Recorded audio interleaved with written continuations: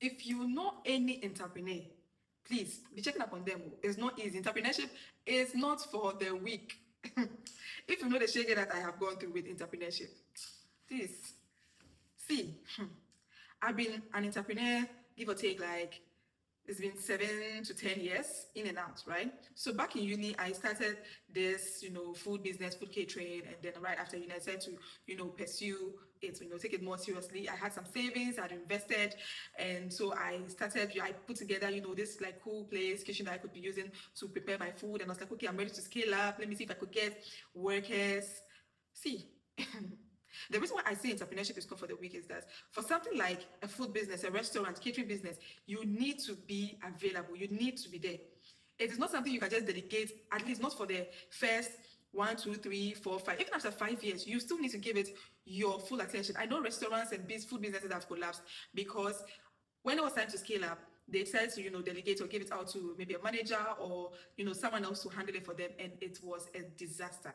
So in my own experience, okay, even after investing everything you have into the business and all of that, the next thing is having a strategy for your pricing, your staffing, and that's where my challenge was. Okay, and the mistake I did was thinking that I could juggle that business with my 9 to 5. So if you don't know me, my name is Alubofori. I have been creating content here for a while. I wear many hats. Okay, I currently work in a fintech here in Ghana as a product manager. I also am an entrepreneur.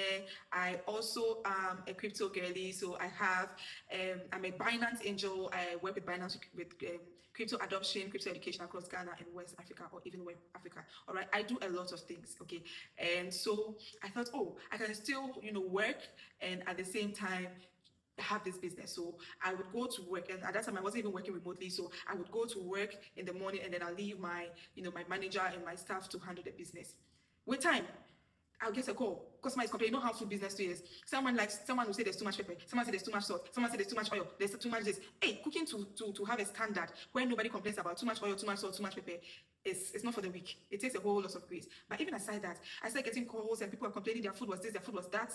It was hell for me, and I'll have to do a lot of refunds or have to remake the food. There were times I had to take leave from work just to make sure that I retrain my staff with cooking the same, because I trained them before they came in. I had a whole menu book with the recipe, how to prepare this, and taught them.